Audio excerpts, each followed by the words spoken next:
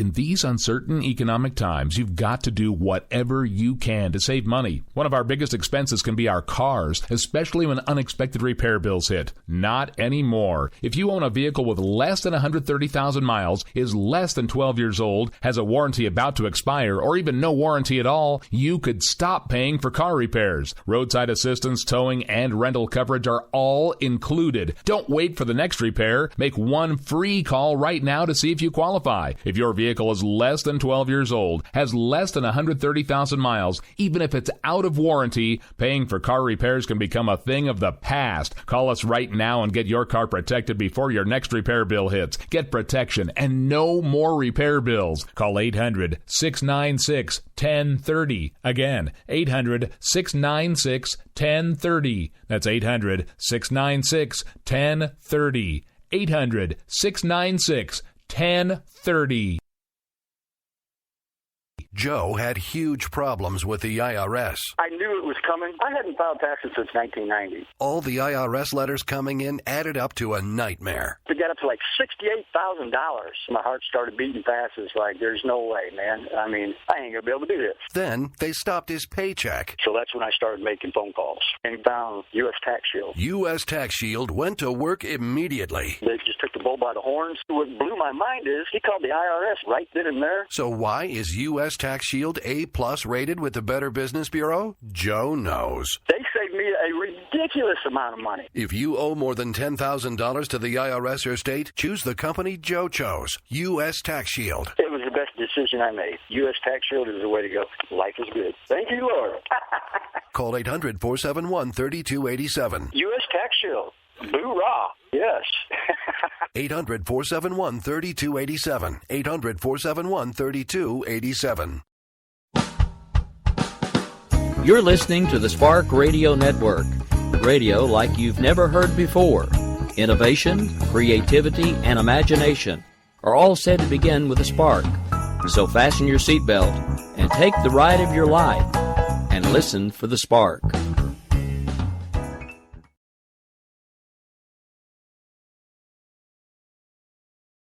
The internet will never be the same. You're listening to K98Talk.com. Whoa! Good God, y'all. What is it good for? Absolutely. Let's get set again.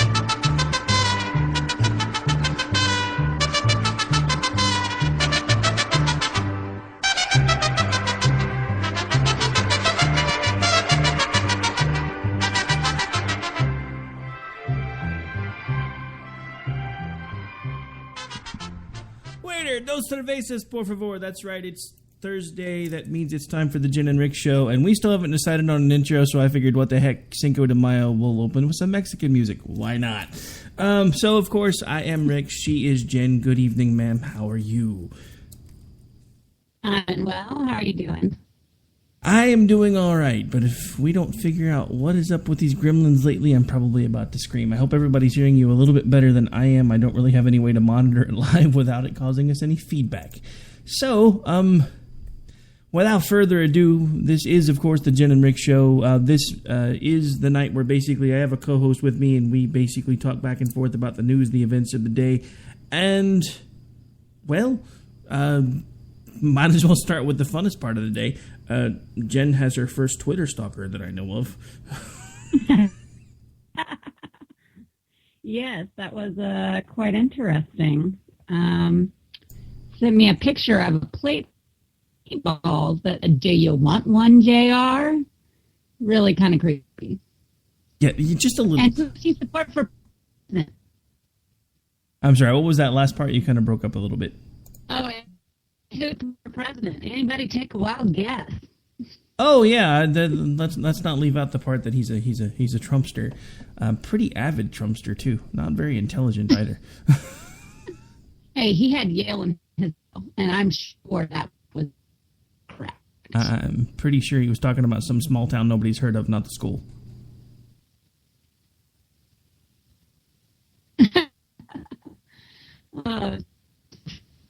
Very interesting for everybody, and then he anyone that what is going on here? This is so strange. Why are you taking pictures of it and sending them to creepy messages? Oh, sorry. For some reason, you are coming through even more gargled than you were earlier, so I don't know if anybody can hear you because I could barely hear anything that you just said. I don't know what is going on tonight. All right, let me see if anybody's in the chat room, see if they can tell me whether or not they can hear you any better than I can, because if they can hear you, I can muddle through. So we'll get through it one way or the other.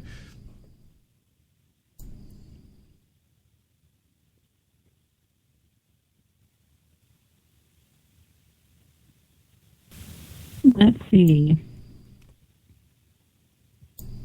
Well, people are talking, but they're not necessarily But they're not talking telling about us what's going on here. Hey, Beaker, and Ron, I can see you in the chat room. Are you guys having any issues hearing JR when she talks? Because I'm not hearing her very well, but I'm just curious if you guys are having an issue on your end. And they're not responding. It's crickets, We're not, folks. Entertaining enough yet. They're just entertaining. They're each like, other. hey, That's we're all right. only here for the chat. We're not here to listen to you folks. Yeah, they said it's breaking up bad. Actually, for some reason, it's clearing up a little bit. I wonder if it has anything to do with the fact that you had to reset your modem right before you came on the air. It very well could. But I'm showing that I've got full. Yeah, I lost you completely on that one. Oh, Dang it. boy. Well, now you're back again. I'm wondering, when you reset your modem, did you actually do a full restart on the computer too? Yes, I did everything. Okay, just checking, because sometimes it'll give you a dual IP address, and that might explain why your signal looks good, but you may be getting some degradation. Yeah, I'm not sure. I mean, I'm showing that I've got full connection, and I'm not having problems with anything else. Yeah, it may have, like I said, I'm out in the middle of nowhere, so it may have something to do with me. But everything looks like it's good on my end, too, so I don't know why it's being so cranky. And I'm not showing any latency issues. I don't know. This could be double bad, because I was actually supposed to be doing a pre-record for some folks tonight after we got done, and if it's on my side, that may not work either. All right, so instead of sitting here listening to us try to troubleshoot, I have an idea. I have a 5-minute Patriot, so we're going to open with that while I see if I can clean up this connection. We'll be right back. Welcome to the 5-Minute Patriot. And now, here's your host, Alan Ray.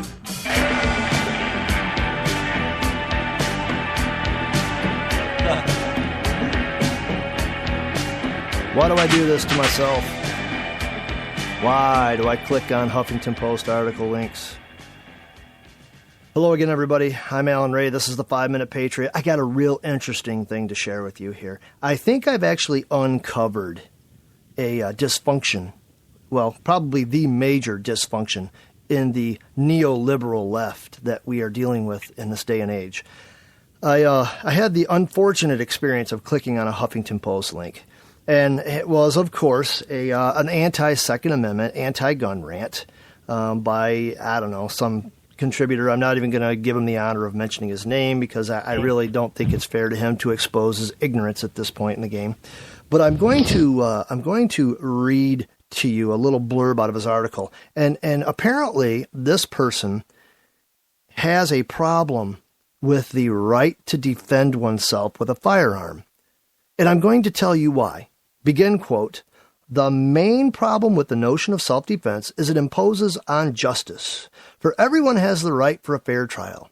Therefore, using a firearm to defend oneself is not legal because if the attacker is killed, he or she is devoid of his or her rights." End quote. Wow. I've just uncovered the entire problem with the liberal left, with the neo-libs that we're dealing with today. They're all standing on the wrong side of the law. It explains everything. It explains why they want criminal rights over law-abiding citizens' rights. It explains why they don't want law-abiding citizens to defend themselves. And it goes on to explain why the rioters and looters went unpunished in Missouri and other places. It explains why the police are being vilified by these same people, while they're now being shot at. They're targets. It also explains why the military is constantly under verbal attack, and why they have been from this ilk since the 60s, by the hippies, who, by the way, are running your nation now. Congratulations. It also explains why they are so dead set on having illegal aliens cross our borders at will. These aren't undocumented citizens. They're potentially dangerous, illegal aliens. The law-abiding ones check in at the gate. We're welcoming them. We'll embrace them with open arms. These are the potentially dangerous ones, the ones that put the national security at risk. It explains why they constantly want the laws and the language changed, because their entire world perception is viewed on the outside of the law. This poor fool unwittingly exposed the entire thinking of the left, their entire flaw. They see the world from the outside of the law. That's why it is ever so important to defend the Second Amendment, to defend the Bill of Rights, to defend our Constitution. Because these are the people that want to do away with it. They want the authoritarians, they want the totalitarians in charge to take away your ability to be self-governing people. So if and when you unfortunately find yourself having to argue with one of these neoliberals, just remember, you see the world from the standpoint of a lawful society, of a rationally thinking, law-abiding citizenry who has the ability to self-govern. You are more than likely arguing with a person who sees the world from the outside of the law looking in. Keep up the good fight, Patriots. I'm Alan Ray. This is the 5-Minute Patriot. God bless you, and God bless America. Until next time.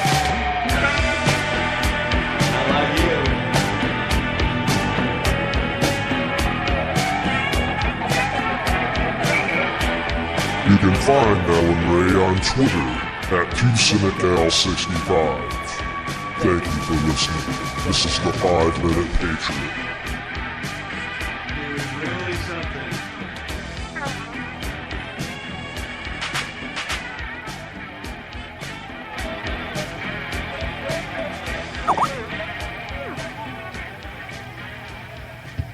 All right, so I messed with a couple of settings during 5-Minute Patriot. Jen, say something, and hoping people can hear you now.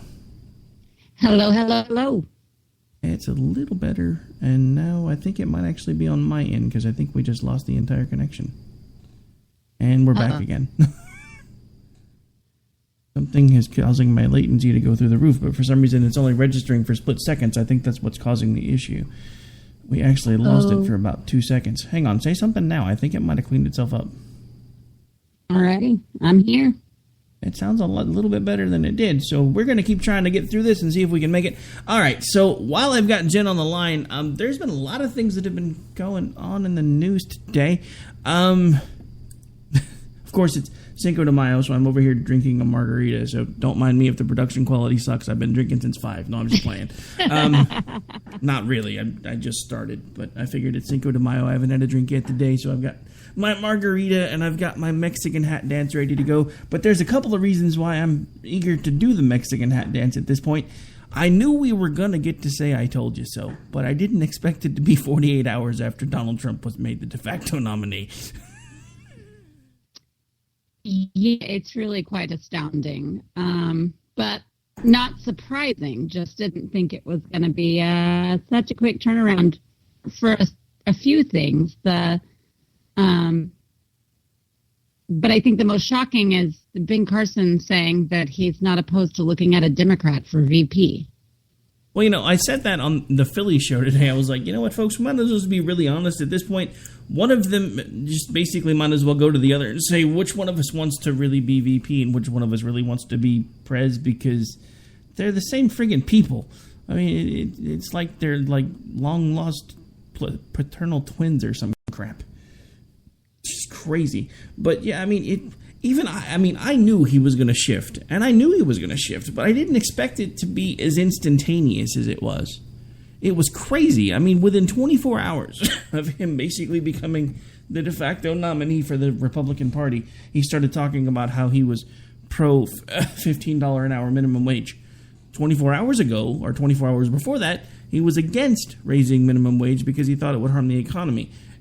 And then all of a sudden he has nobody really to compete with him anymore, and the real Donald Trump starts showing up, or what I think is the real Donald Trump.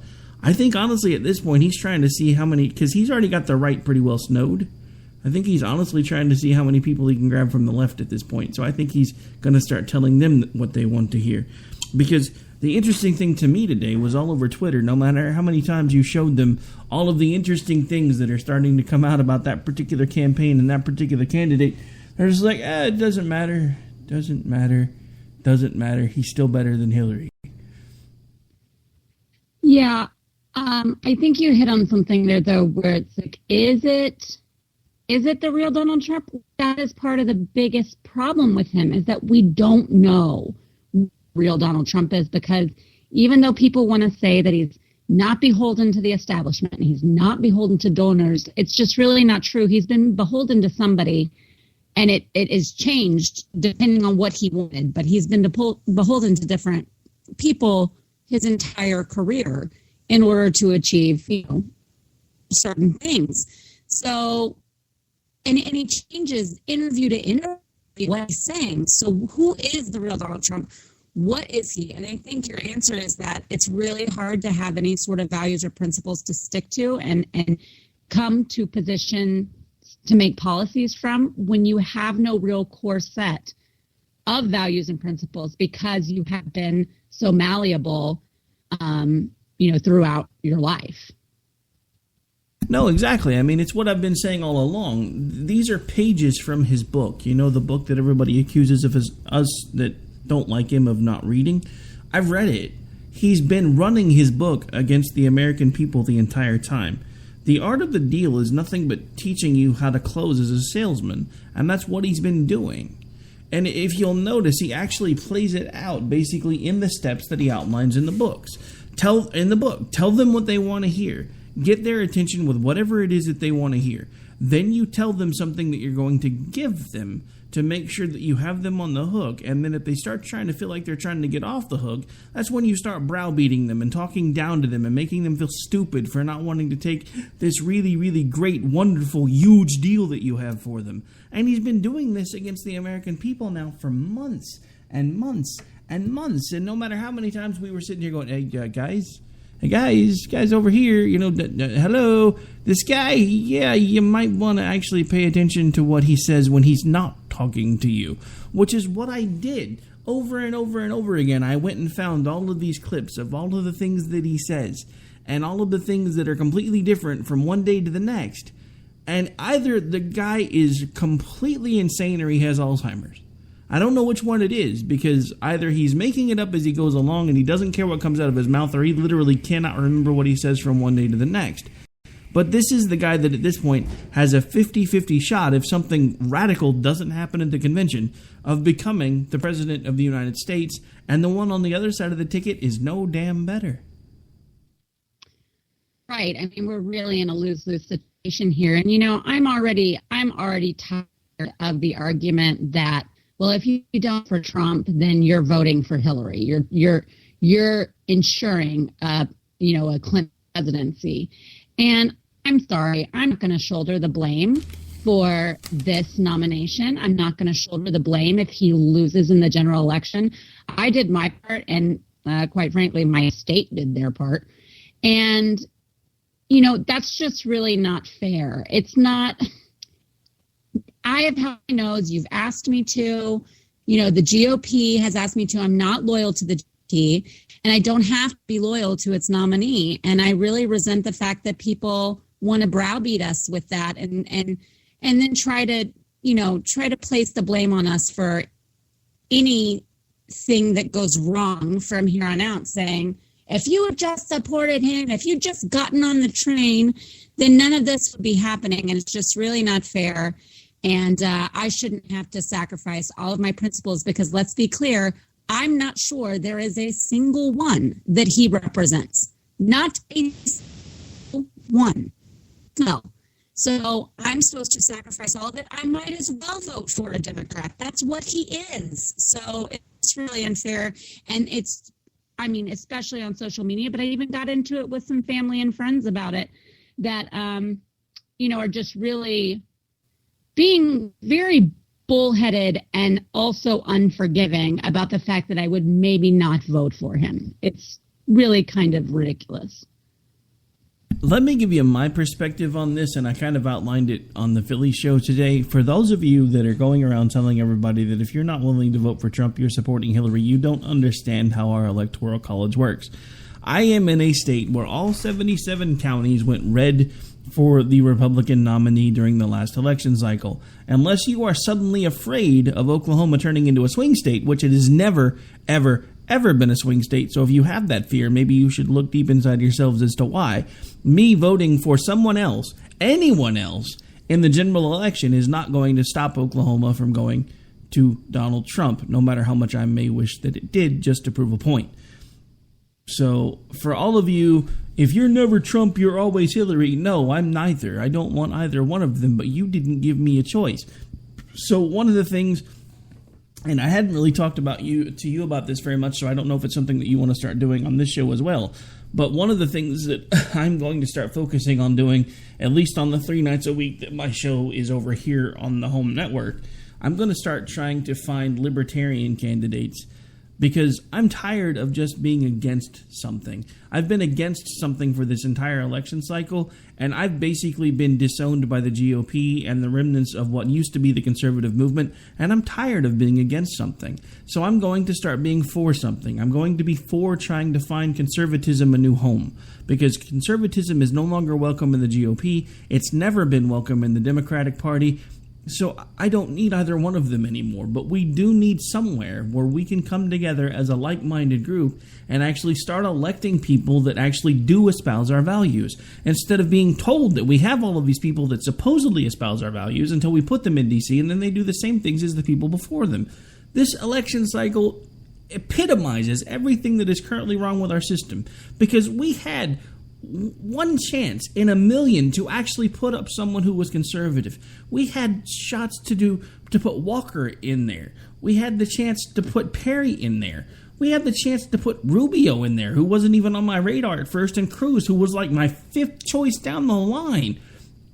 And we, as a group, wound up with Trump. The GOP always tells us that we have to vote for whoever's left because that's the only way to make sure that we don't destroy the country. Well, you've gone from telling me that I have to vote for whoever's left to telling me that I have to vote for the left. This is when I get off the GOP train, F the Trump train. Right.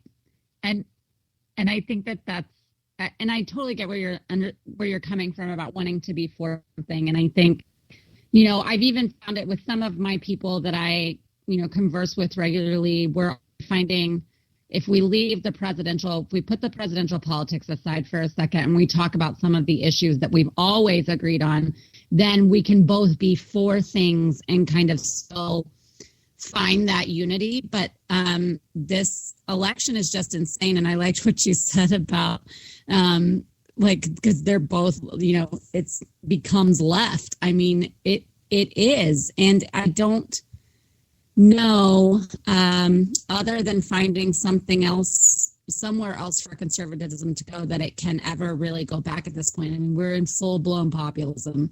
And once we've let that be basically the head of our party, I don't know that it swings the other way again. Yeah, I don't know how we get back to where we ought to be. And I was actually going to point out a tweet that I actually saw from a friend of ours today who was in the chat room. I noticed he's not in there anymore.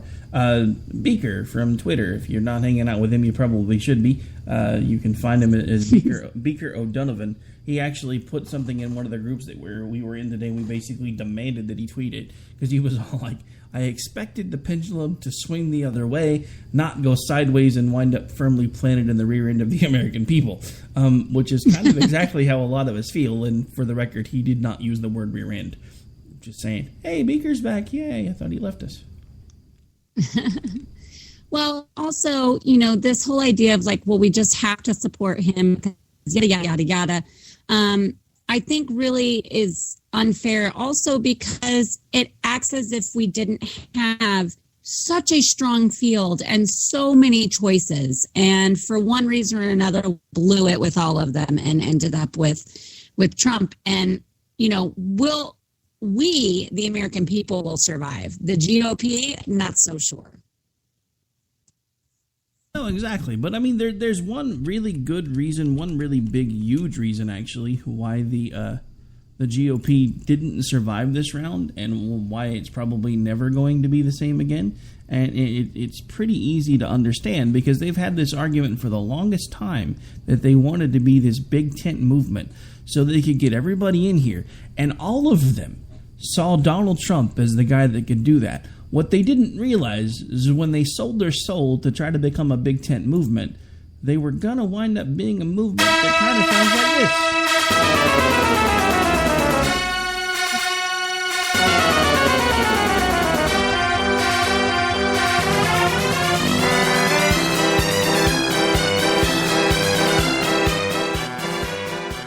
That's right, GOP, you finally got your big tent, but now who's running the three-ring circus? Because we're out. I mean, dude, I don't understand it. And especially, I mean, like I said, I knew this day was coming. I didn't expect it to be 48 hours after everybody finally said, screw it, we'll give him a shot because we're tired of arguing. Because that's basically what happened. And if you talk to the people on the ground in Indiana, that's basically exactly what they told you. Look, we're tired of the primary. It's been going on for over a year. At this point, we just want it to be over. And we want to figure out who the next president of the United States is going to be. And Donald Trump has got to be better than Hillary Clinton. And you kept hearing that same thing over and over and over again. And the whole time I'm hearing them say this thing, I'm like, are you looking at the same two people that I'm looking at? Right. And I mean, and we talked about this before, but I don't begrudge people that feel like that are more never Hillary than they are never Trump. And so they're going to do what they feel they need to do to keep her out of the Oval Office. I think that's a perfectly, stance to have if that's how you feel about it. I just don't. I think that they are both disastrous. And I don't know. I just don't see a good way out of this, unfortunately. I do. Nobody else is going to like my good way out of it, but I can tell you exactly how we get out of it. We light the bitch on fire and we build a new one. Well, that and, possibly SMOD making his grand entrance. Preferably right onto Trump's head. Oh, wait, did I say that out loud? I am so sorry. I had someone that asked me, I was getting text, so what do we do now? And I said, hope Jesus comes or a meteor hits the earth. And they started laughing. They're like, oh, gosh. But, I do think that you're really right there. There is something to be done, which is now conservatives, a lot of people have been exposed for what they are. And I'm not talking about the people that are like, okay, I'm going to line up now and I'm going to vote GOP because that's what I do. And also because that's how strongly I feel against Hillary. I'm talking about people that supported him, that really exposed where their true loyalty, values, principles lie. We know who those people are. We know who can be looked to as a leader in the conservative movement if they could sell out, so quickly. And we start to regroup and rebuild and find a way to stay relevant and continue on. And whether that's forming a different party or if it's, grassrooting through the local and state elections. I don't really know, but I mean, there is opportunity here to really put something out that people can actually get behind. Yes, this is very, very true. But that's one of the things that I want to start making sure that we focus on as much as possible. And I also like something that Stacy Lennox, one of the other hosts over here, brought up today. And she's actually come up with an idea with a business partner of hers that they're kind of calling the disruption of politics, I think is what they're calling it. At this point, I'm looking for basically anything that can get people's attention and make them understand just how broken the system truly is when we get to the point where both parties... I mean, do you remember the lines from Reagan that the Republican Party needed to show the American people a clear difference? Not with pale watercolors, but with bold pastel colors. We don't do that anymore. We haven't done that in so long. I don't remember the last time that we did that. And that's what concerns me, because that's what I thought we were finally finding our way back to in this election cycle. But it is now apparent to me that the GOP doesn't care about any of that anymore, no matter how many of the American people still might. Because they don't. Because the only thing that they are beholden to is making sure that they're chasing down the mighty, mighty W. And they don't care how they get there or who they step on to get there. And it's indicative everywhere. I mean, how many people that have been supporting this guy now for months are now looking at it going, I'm not sure we did the right thing. I saw it all over Twitter today. People that were like, not like the full-on I've drank 14 liters of the Kool-Aid kind of folks, but the ones that were like, look, he's the better of the two. And then all the stories started coming out about one of his campaign folks getting in trouble, and then there's the story that he's appointed some guy from Goldman Sachs as one of his major campaign people, and everybody's just looking at this going, this is the guy that was telling us it was bad that Ted Cruz's wife was part of Goldman Sachs, but what did he just do? Well, right, but that's everywhere. And then when there was the thing today about it was yesterday, maybe I'd consider Cruz as VP. I mean, all you did was sit there and call him a liar, a cheater, Canadian, like not even eligible to run for president. It's so hard to take seriously when he has so many double standards and contradicts himself, and like the gold thing or women on. Is that really surprising? Some of these people have acted appalled by it. I'm like, he is a real estate, entrepreneur. He's been in big business for a very long time. You should not be shocked he's rubbing elbows and considering hiring these people. That is absurd that your mind is blown over this. Well, no, and a lot of our minds weren't, but a lot of his ardent supporters have been like, are you kidding me? I know. I'm just saying, like, this is what we've been telling you people. Like, get real. If you really thought he was going to be the anti-everything, then you were wrong. He sold you a line of bull, and you spilled it with sugar. Pretty much. All right, so at this point, it is about time for us to go ahead and take a break. I've just been struggling with my computer over here trying to get the breaks actually lined out, so bear with me for just 1 second. When we come back, we do have still a few more things to talk about. And sorry, folks, with the technical issues, this one's been a bit of a mess, so I do apologize. Not her fault. I think it's because I'm in the middle of nowhere. At least that's my story, and I'm sticking to it. All right, so on that note, folks, we are out. We'll be back in a couple of minutes to continue the show. You are listening to the Jen and Rick Show, and since I want to burn it all down anyway, let's play a little bit of Burn It All Down on the way out to the break.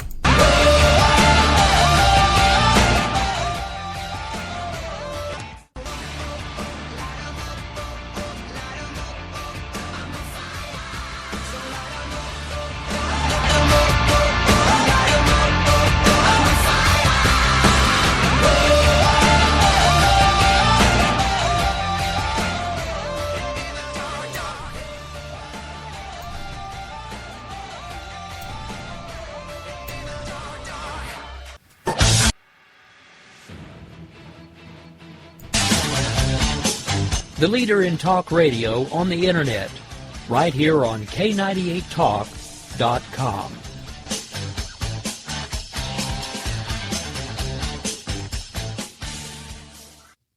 If you want to work until you keel over, have less of everything in retirement, or give back more of your hard-earned money to the stock market again, then just ignore me. But if you'd like to protect the money you save, receive a steady, predictable retirement income, and enjoy financial security for as long as you live, then listen to this. You can download a free report that reveals the wealth-building secrets Wall Street and the banks don't want you to know. You'll learn how you can get guaranteed growth, safety, and real prosperity without risking your money in the Wall Street casino, and how to get the money you need when you need it, simply by asking for it. This is the best way to have a 100% secure retirement and know your money will last as long as you do. To learn more about this method and to get your free report, go to 29security.com. That's the number 29security.com. 29security.com. Go to 29security.com.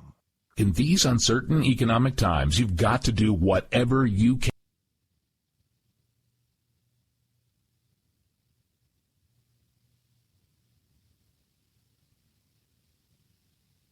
Want you to know. You'll learn how you can get guaranteed growth, safe Repair bills hit. Not anymore. If you own a vehicle with less than 130,000 miles, is less than 12 years old, has a warranty about to expire, or even no warranty at all, you could stop paying for car repairs. Roadside assistance, towing, and rental coverage are all included. Don't wait for the next repair. Make one free call right now to see if you qualify. If your vehicle is less than 12 years old, has less than 130,000 miles, even if it's out of warranty, paying for car repairs can become a thing of the past.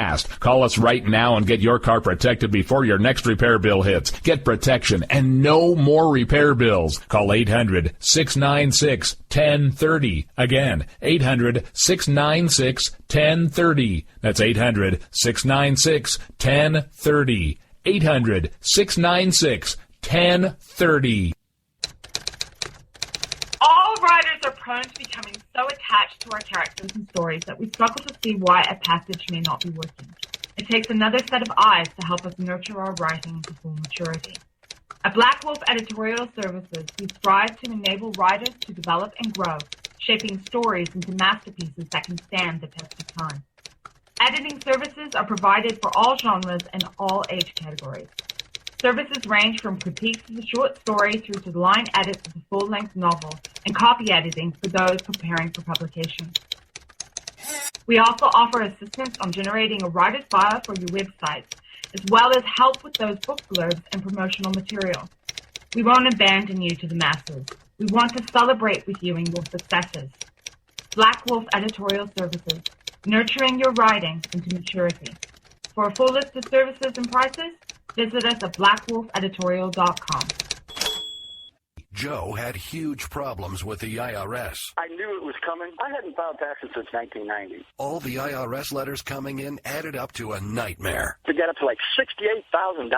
My heart started beating fast. It's like, there's no way, man. I mean, I ain't going to be able to do this. Then they stopped his paycheck. So that's when I started making phone calls and found U.S. Tax Shield. U.S. Tax Shield went to work immediately. They just took the bull by the horns. What blew my mind is he called the IRS right then and there. So why is U.S. Tax Shield A+ rated with the Better Business Bureau? Joe knows. They saved me a ridiculous amount of money. If you owe more than $10,000 to the IRS or state, choose the company Joe chose, U.S. Tax Shield. It was the best decision I made. U.S. Tax Shield is the way to go. Life is good. Thank you, Lord.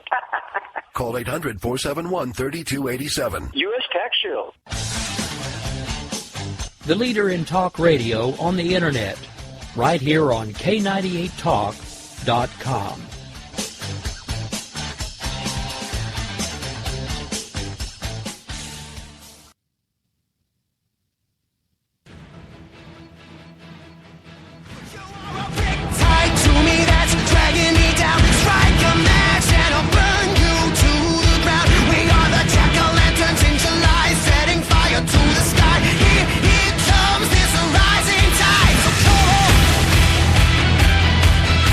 Put on your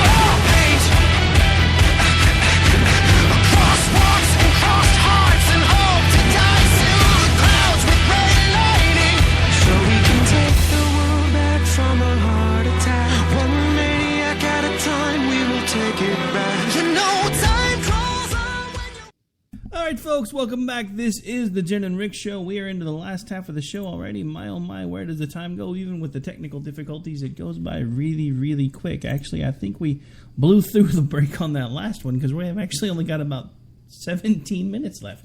So I guess we carried on a little longer than I thought before we took that break. I guess it's a good thing I remembered. This is what happens when I try to talk, produce a show, and drink margaritas all at the same time. You know what? I think you're doing very well multitasking. As he sips more of his margarita. Okay, so... I'm sorry, what?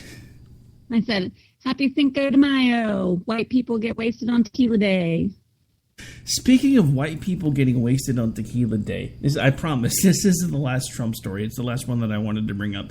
I'm assuming by now you've seen the little press piece of him sitting behind his desk and eating this taco bowl that was supposedly made in his restaurant. And it turns out apparently they don't even serve taco bowls in his restaurant. Yes, I did see that. Isn't that the same one that has the picture of his ex-wife in a magazine peeking out from underneath? I do believe so, yes. Pretty funny. Well, I did find out, though, that apparently the place that he claimed he got it from does not make it. It's not on their menu, but there's a cafe downstairs in Trump Tower that does. So he just basically said the wrong restaurant. But I've not seen full confirmation of that. Something that I can't. There was a journalist on Twitter that said that it is served in the cafe, but I've yet to see an actual, source for that other than someone's word. Well, yeah, but I mean, even if it is some cafe, he blatantly actually plugged one of his restaurants while he was talking about something that he was eating that wasn't actually served in the restaurant. For sure. It's just wrong. I mean, dude, if you're going to lie about something as simple as where you got your food, all in the hopes to get your restaurant some free press, what the hell else are you going to lie about? Everything. Exactly. That's why I always think it's funny when everyone's like, but we know Hillary's a liar. I'm like, okay. But you don't. We know Trump is too.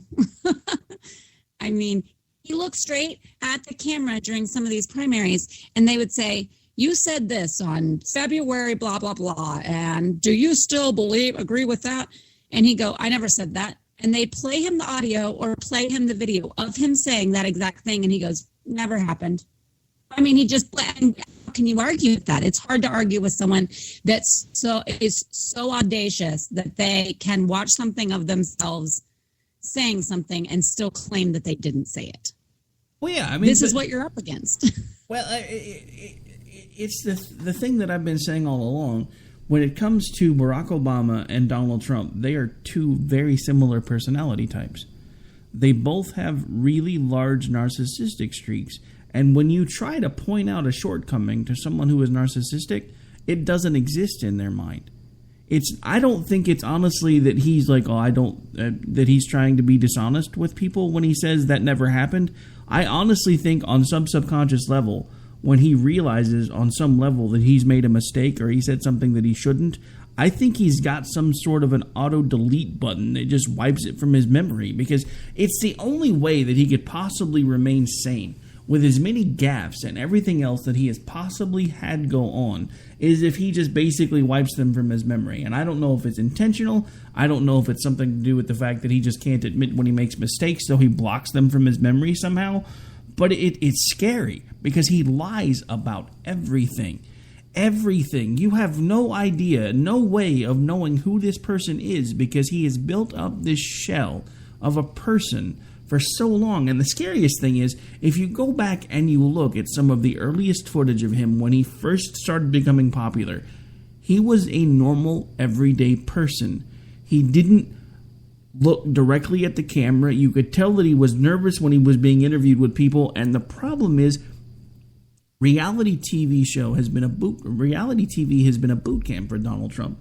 He figured out that if I'm a complete and total asshat, people will pay attention to what I'm saying.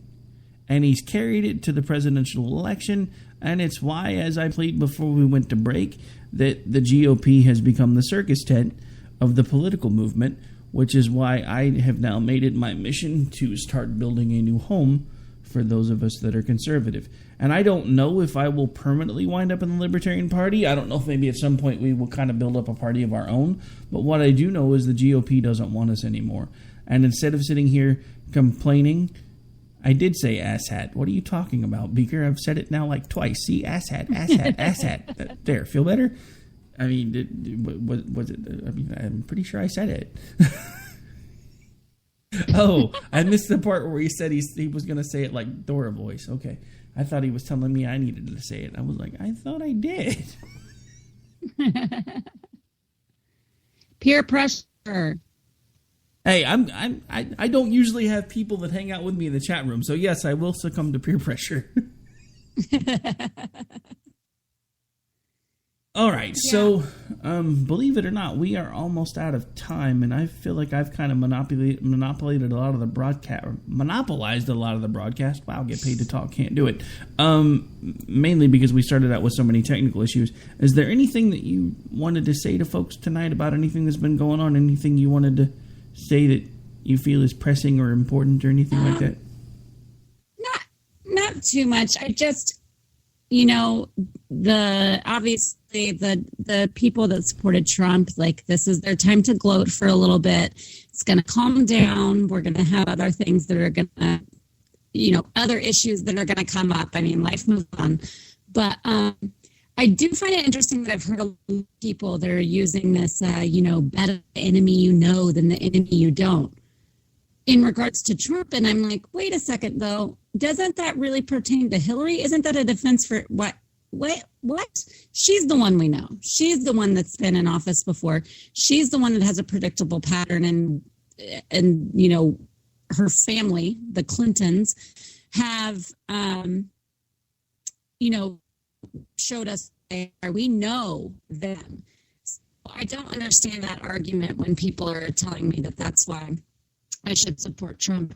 I feel like it kind of goes back to the hand rule, where, you'd rather have someone in power that you can oppose instead of someone that you're responsible for. If they're going to be a bad leader. I should have pulled up that quote, but essentially that's what it is. So, I kind of agree with him. I mean, now I am painted as like being responsible for this, and I know a lot of us are not going to stick with the GOP. A lot of they're bleeding people out right now. But I do think that is kind of where I sit with all of it, and why I can't hold my nose one more time is if Romney or too much for me, or I wasn't crazy about some of their positions, but they were still respectable, polished, fine to represent us and we the people. I just feel like Trump is not their club thing that I like to represent me or represent our country in the international game. No, I mean, and you mentioned something that in my eyes is kind of important, because I actually found something last night in one of the groups that we were in, or that I'm in. It's one of the Never Trump groups. It's basically called Against Trump. But they were actually posting a video ad from the Never Trump PAC. And it starts out talking about the very same thing that you were talking about just a moment ago, the Hamilton doctrine, that basically says better to have someone who is not a part of our party in office doing terrible things than to have someone who is associated with our party doing those same terrible things and bringing down the entire reputation for the entire party, which is, again, a paraphrase. But the thing about it is, that whole thing runs for like 2 minutes and 39 seconds. And when I first started listening to it, I was like, "Hey, great! I may not even talk to these folks about it. And I just may start running it. We've got commercial space, and it's not like I'm going to charge them for it. So I'm listening to it because I'm thinking, well, maybe I'll run this on the WNJC show tomorrow." So I get about 2 minutes in, and it starts showing all these little snippets of Donald Trump talking to people behind closed doors, and the dude would make a sailor blush. I actually had to edit 33 seconds of him talking because it was just a repetitive. They would show it over and over and over again where he's dropping F-bomb this and F-bomb that. And I'm like, look, I'm as much free speech as the next guy, and I'm not, I mean, anybody that's talked to me off the radio knows that I do cuss like a sailor, especially if I get irritated. But the one thing that I have never tried to do is go into somewhere where I'm going to be giving some sort of a public speech and talking like and just completely throwing all decorum out the window, and, you know, women, children, kids, all of the above, and be like, F all this, and F the banks, and I'm listening to him say those things, and I'm like, is this really how he talks? At his rallies, this is how he talks? How is this not being covered by the media? So I went and I looked, and this wasn't anything that I mean, yeah, they edited it just to show it because it was little snippets at this rally and little snippets at that rally. But you can find them. He literally says these things, and nobody's talking about the fact that the dude has rooms full of women, children, and God knows who else is in there, and he's dropping an F-bomb like it. I mean, I don't even. There's nothing to compare it to. I mean, don't you worry, they will. Oh they no, will. I know they will. But that's exactly what I've been talking about this entire time. For all of these people that think that, really, Bryce, I'm on the air right now, Bryce. Yeah, people that think that the worst had come out and that the media was against him, the media 100% was not against him. The media wanted Trump to be the nominee. They wanted to crown him as the, you know, epitome of the caricature that liberals have had for conservatives and Republicans for the last 20 years that we've been fighting. They wanted to crown him king of the P so they could say, look at that. Hey, Bryce, you're live. Say hello, because you keep calling in while I'm still trying to close my show. That is so... I'm so sorry. Hi, everyone. Hey, this is Bryce Robbins, folks. For those of you who don't know him, he is my co-host for Finding Common Ground. We are actually about to do a pre-record for a special primetime edition of Finding Common Ground tomorrow. That is, of course, if I can figure out why my Skype sounds like crap. Well, that too, but I don't care about that show. That show makes my ears bleed. That's true. That is true. All right, so... JR, we are on the way out the door, my dear, because I've got to get set up for these two. Do you have anything else you want to add? And please make sure people know where they can interact with you should they choose to do so.